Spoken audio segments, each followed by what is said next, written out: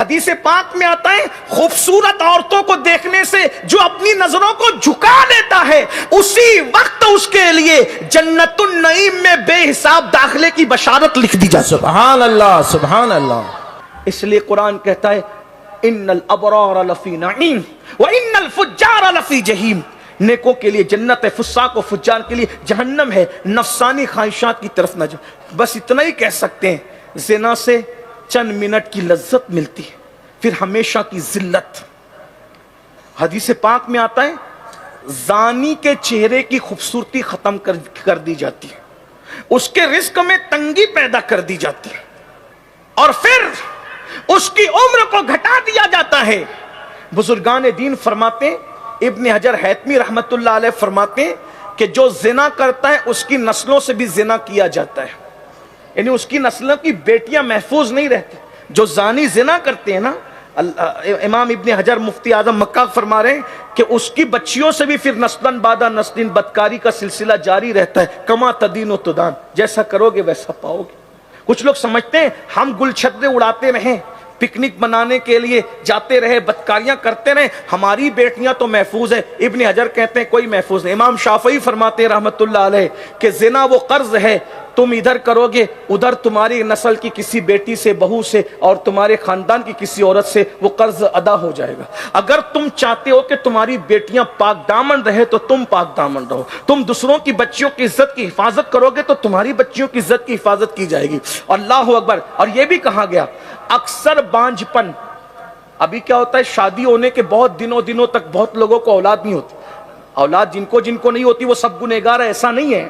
حکم اکثر کا بیان ہوتا ہے، چند لوگ اس سے بری ہوتے ہیں، یہ بات یاد رکھنا، ورنہ سب کو شک کی نظر سے نہیں دیکھنا۔ پہلے بانجھ پن عورتوں کی وجہ سے ہوتا تھا، اب ڈاکٹروں کا کہنا یہ ہے کہ زیادہ تر بانجھ پن مردوں کی وجہ سے۔ صوفیہ فرماتے ہیں مرد بانجھ کیوں ہوتا ہے؟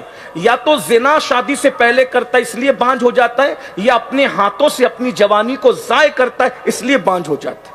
یہ زنا ہے، لمحوں کے گناہوں نے صدیوں کی سزا پائی۔ اللہ کے بندو سنو، غور سے سنو، اگر کوئی زنا سے بچے اس نیت کے ساتھ کہ اللہ دیکھ رہا ہے، اللہ اس کی نسلوں میں اولیاء پیدا کرتا ہے، بس اس نیت سے زنا سے جو بچے، بہت بڑی یہ بشارت ہے۔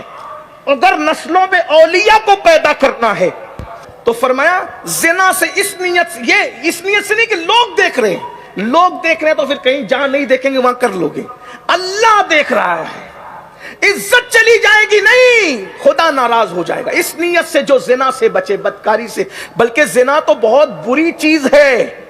حدیث پاک میں آتا ہے خوبصورت عورتوں کو دیکھنے سے جو اپنی نظروں کو جھکا لیتا ہے اسی وقت اس کے لیے جنت النعیم میں بے حساب داخلے کی بشارت لکھ دی جاتی ہے۔ سبحان اللہ سبحان اللہ۔ لوگ تو سالیوں کو بھی پاپ کی نظر سے دیکھتے ہیں، آج اتنے بے غیرت ہو، بھابھیوں کو بھی پاپ کی نظر سے دیکھتے ہیں، محلے کی بیٹیوں کو بھی پاپ کی نظر سے دیکھنا آج بہت اب لوگ کچھ سمجھتے ہی نہیں ہے۔ اللہ کے بندو، یہ شیطان کے تیروں میں سے ایک تیر ہے، شیطان کے ہتھیاروں میں سے ایک زہریلا ہتھیار ہے کہ اگر کوئی اللہ کی خوشی کے لیے زنا چھوڑ دے اس کی نسلوں میں اولیاء پیدا ہوں گے۔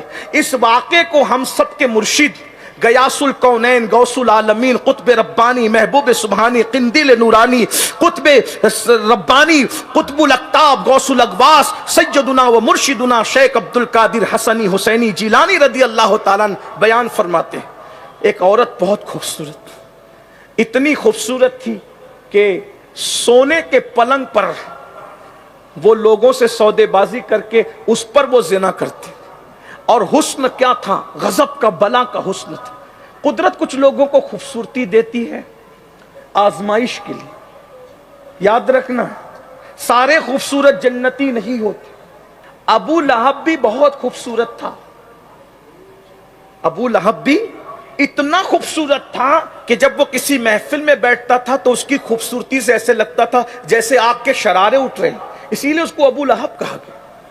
لیکن وہ خوبصورت کہاں گیا، دیکھ رہے؟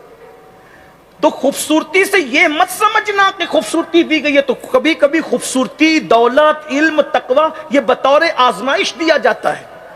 وہ بہت خوبصورت تھی۔ ایک نیک آدمی بنی اسرائیل کا عابد اچانک نظر پڑ گئی. جیسے نظر پڑی اس نے سوچا کہ اس عورت کا میں قرب حاصل کروں. قیمت معلوم کی گئی تو اس زمانے میں بہت مہنگی تھی. اس نے محنت مزدوری کر کے بہت زیادہ قیمت جمع کی اور قیمت جمع کر کے دیا. جیسے سونے کے پلنگ پر وہ خوبصورت عورت سے سامنا ہوا, اس کو خیال آیا اللہ دیکھ رہا ہے. لرز گیا, وجود کانپنے لگا, اور جب وجود کانپنے لگا تو اس عورت سے اس نے ہاتھ چھڑایا اور پیچھے کھسکا, ارے اتنی محنت کر کے تم میرے پاس آئے, اب موقع مل رہا ہے تو کہاں جا رہے ہو؟ کہا نہ میں نہیں, یہ گناہ نہیں کرنا. اور پھر وہ وہاں سے بھاگا. جب وہاں سے بھاگا تو عورت نے اس کا پیچھا کرنا چاہا لیکن نہ کر سکی. بالآخر وہ گھر گیا اور 3 دن تک اللہ کے خوف سے بیمار رہا اور اس کا انتقال ہو گیا. انا للہ و انا الیہ راجعون. اس کا انتقال ہو گیا. اس کے بعد وہ اس پر بہت اثر انداز یہ عمل ہوا اس عورت پر. حضور غوث پاک فرماتے ہیں کہ اس کی زندگی بدل گئی کہ کوئی غربت اور مزدوری میں بھی اللہ سے اتنا ڈرتا ہے, اور میں سونے کے گولڈ کے پلنگ پر بدکاری کرتی ہوں. وہ اس کا پتہ پوچھتے ہوئے پہنچی تو پتہ چلا کہ انتقال ہو گیا. پھر اس خاتون نے بھی توبہ کی اور اس کے بھائی سے نکاح کیا. سرکار غوث پاک فرماتے ہیں اس کے گھر میں پھر اس کے بعد اللہ تعالیٰ نے اولاد عطا کی. 10 سے زائد بچے پیدا ہوئے, اور جتنے پیدا ہوئے اللہ نے سب کو مقام ولایت عطا فرما دی. صرف اس عورت کی توبہ کی برکت, وہ زنا سے بچنے کی برکت. اللہ تبارک و تعالی ہمیں بھی توفیق عطا فرمائے.